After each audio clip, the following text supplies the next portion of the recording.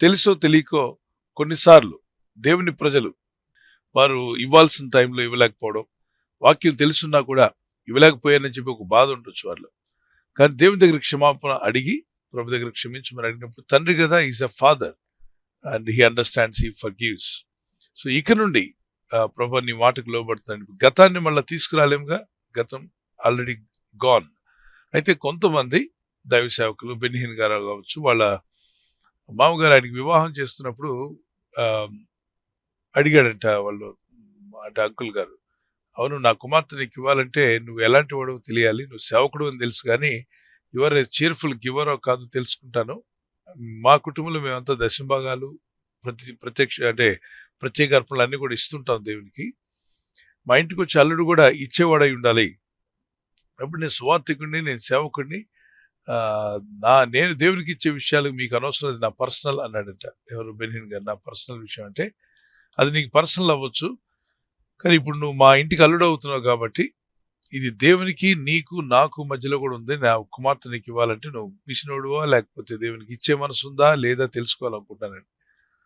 అప్పుడప్పుడు ఇస్తాను, నాకు తోచినప్పుడు ఇస్తాను, అయినా దైవ సేవకులు దశంభాగాలు ఇవ్వనక్కర్లేదు, నేను సేవకుని అని చెప్పంటే అలా ఏం కుదరదు. సేవకులకు ఒక చట్టం, మరి విశ్వాసులకు ఒక చట్టంగా దేవుడు పెట్టాడంటే అది మన మేలు కోసమే. లేదంటే ఏదో విధంగా నువ్వు ఫైనాన్షియల్గా సఫర్ అవుతుంటావు జీవితంలో, చెక్ చేసుకోమన్నానంట. దానికి ఈయన ఆశ్చర్యపోయాడు. నిజమే, నేను ఒక 200 అంటే చాలా అమౌంట్, $2,000 ఏమో, 200,000 ఆ $200,000 ఆయన అప్పటికే డెప్ట్లో ఉన్నాడు. నేను అప్పులో ఉన్నాను, మా మామగారింటి ఇలా అంటున్నారు, ఆర్థిక శాపాలు ఉంటాయేమో చూసుకోమని.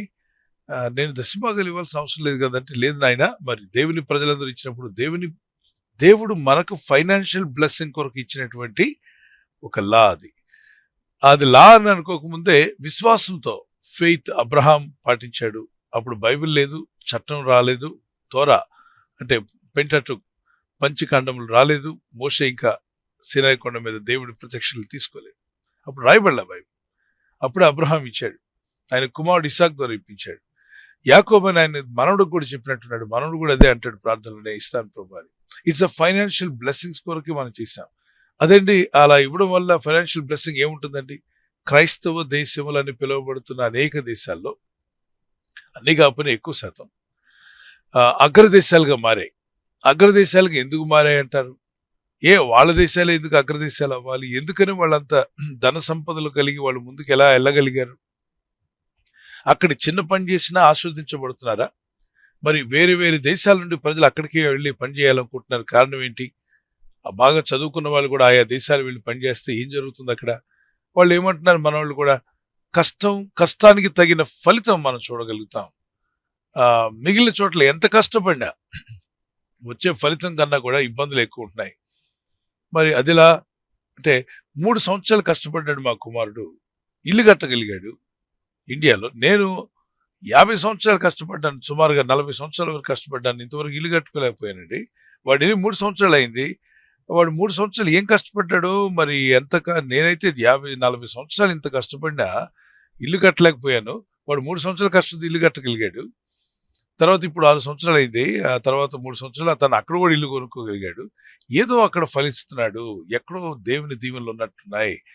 నేను యేసు ప్రభుని నమ్మేవాడిని కాదు, కాకపోతే అక్కడ చేసే పని ఫలిస్తుంది, ప్రజలు దీవించబడుతున్నారా, అక్కడ ఏదో జరుగుతుంది.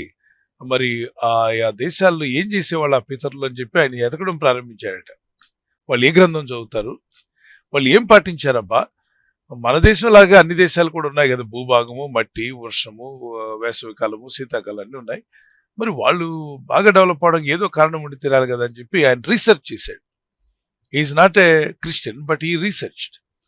ఆయన కొన్ని విషయాల్లో గమనించింది ఏంటంటే, ఖచ్చితంగా దేవుని దీవెనలు ఆ దేశం మీద ఉండి తీరాలి. ఎక్కడో దేవుడు వాళ్ళని దీవించాడు, వారు ఏదో దేవునికి నచ్చిన పని చేశారని చూస్తే పేదలకు ఇచ్చారు, చారిటబుల్ కార్యక్రమాలకు వాళ్ళు ప్రపంచంలోనే చారిటీకి ఇచ్చేవాళ్ళు వాళ్ళు ముందున్నారు, దేవుని పనులు చేయడంలో వాళ్ళు ముందున్నారు, సువార్త ప్రకటించడంలో వారు ముందున్నారు, మిషనరీలకు వారి కొడుకుల్ని కూతుర్లను కూడా సేవకి ఇచ్చేశారు. అందులో ముందున్నారు. సో దేవునికి ఇచ్చిన వాడు ఎప్పుడు పాడైపోడని ఒక భాగం మనం పరిశుద్ధ లేఖనాలు చదువుతుంటాం. దేవునికి ఇచ్చి పాడైపోయిన వాడు లేడని. సో లేఖనాల్లో దేవుని యొక్క వాక్యము విత్తుట కోయిట అనే దాన్ని దేవుడు పెట్టాడు. దాన్ని పాటించిన వాళ్ళంతా దీవించబడ్డారు. ఇప్పుడు మీరు అడిగిన పాయింట్, గత కాలంలో నేను ప్రభుత్వకు రాకముందు అంటే పూర్తిగా లోతైన రిపెండెన్స్ లేకముందు లేదంటే తెలిసినా ఇవ్వలేకపోయాను, అవన్నీ ఇస్తేనే నాకు అన్ని మార్గాలు సరళమవుతాయా, లేకపోతే శాపంగా దేవుడు అక్కడ దూతను పెట్టి వాడిని పైకి రానికుండా ఆపే, వీడిని పైకి రానికుండా ఆపే, వీడు చాలా కాలం ఇవ్వట్లేదు నాకు అని ఏమైనా చెప్పాడా అంటే అలాగేం ఉండదు. దేవుని వాక్యానికి లోబడి father forgive me, I fail to give but now I repent అన్నప్పుడు గాడ్ యాక్సెప్ట్స్ అస్. సో మళ్ళా గతంలోకి వెళ్ళి అన్ని ఇవ్వాల్సిన అవసరం లేదు. ఒకడు మనస్సాక్షి నాకు ఇవ్వాలని ఉంది, దేవుడు నాకు ఇచ్చాడు, నేను సంతోషంగా ఇస్తాను అన్నట్లయితే that is up to them, వాళ్ళు ఇవ్వచ్చు. అయితే బెనిహిన్ గారి యొక్క మామగారు అన్నారట, నువ్వు ఇన్ని సంవత్సరాలుగా ఇవ్వట్లేదు దర్శన భాగాలంటే చాలా సంవత్సరాలుగా అన్నారు. లెక్క పెట్టమనంట, లెక్క పెట్టి మొత్తం అంతా ఇవ్వు, ఇచ్చేదాకా నా పిల్లల్ని నీకు ఇవ్వను, వివాహం జరగదన్నా అంట. ఇది ఎక్కడ గోలని చెప్పి ఇంటికి వెళ్ళి అలా ఇవ్వడం వల్ల ఏమవుతుంది, ఈయన ఒక మాట అన్నాడు, నువ్వు ఫైనాన్షియల్ సఫరింగ్ ఉంటుంది నీకు అన్నాడట. అది నిజంగా నేను అనుభవిస్తున్నాడు. నేను సేవకుండా ఉండి ఫైనాన్షియల్గా ఎందుకు సఫర్ అవుతున్నాను. సో ఈ వెంట్ బ్యాక్ అండ్ అతని దగ్గర $20,000 ఏమి ఉన్నాయంట. అవన్నీ కూడా ఎవరెవరికి సేవకులు అయితే ఎవరైతే ఉన్నారో ఆయన లిస్ట్లో ఆ సేవకులందరికీ వెంటనే పంపించేశాడు. ఆయన స్టాఫ్ వచ్చి అడిగారట, సార్ ఉన్న బ్యాంక్ అకౌంటే 20,000 ఉంది, ఇది మొత్తం ఇచ్చేస్తే ఇంకేంటి, మాకు గిఫ్ట్లు ఎలా ఇస్తారు, ప్రతి నెల ఎలా నడుస్తుంది మన ఆఫీసు, మన పరిచర్య ముందుకెళ్ళాలంటే ఎలా అవుతుందంటే అనవసరం, ఇచ్చేయాలని చెప్పి మొత్తానికి ఇచ్చేసాడు. ఇచ్చేసిన కొద్ది రోజుల్లోనే ఆయనకి మరో మార్గంలో ఉండి దేవుడు దీవించడం ప్రారంభించాడు. సో ఒక ద్వారం మూయబడితే మరొక ద్వారం దేవుడు తెరుస్తాడని వారు ఆయన ఇచ్చిన దానికన్నా 4 రెట్లు 5 రెట్లు ఎక్కువగా దేవుడు ద్వారాలు తెరిచాడని. సో ఇది అందరి విషయంలో అలా అవుతుందని నేను అన్నాను. ఎందుకంటే వాళ్ళ ఫెయిత్ లెవెల్స్ ఉంటాయి, వారు దేవునితో ఎంత కనెక్ట్ అయ్యారో, ఏ విధంగా ఉన్నారు. కొంతమంది ఇవన్నీ పక్కన పెట్టి దేవునితో కనెక్షన్ ఉండదు, ప్రార్థన ఉండదు, వాక్యం ఉండదు, దేవునికి లోబడ్డం ఉండదు, కానీ అదేదో ఇస్తారంటగా దేవుడు, సరే నేను ఇస్తాను, ఆయన ఇస్తాడు లేదు చూస్తానని చెప్పి ఇటు ఇచ్చి పైన చూస్తూ ఉంటారు. అటువంటి ఏమి రాకపోతే మళ్ళీ ఇచ్చింది నాకు ఇచ్చేయమండమో లేకపోతే అనవసరంగా ఇచ్చానండమో. అంటే వీళ్ళు దేవునితో కనెక్ట్ కాకుండా ఏదో గ్యాంబ్లింగ్ చేద్దాం అనుకునే విధంగా వస్తే నథింగ్ విల్ వర్క్అవుట్. ముందు దేవునికి హృదయం ఇవ్వాలి, మనసు ఇవ్వాలి, దేవుని వాక్యాన్ని పాటిస్తుండాలి, ఆ తర్వాత వాళ్ళు ఫలిస్తారు. God bless you.